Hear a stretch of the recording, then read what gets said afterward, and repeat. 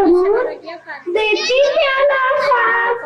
गवताच्या पात्यांवर भिजलेले ते तुरे मखमली सृष्टीचे ते रंग छेडण्यात फुलपाखरे उडती इवळी इवळी उंच उंच उभी राहिली नारळाची झाडे हिरव्या रानी पसरले प्राजक्ताचे सडे.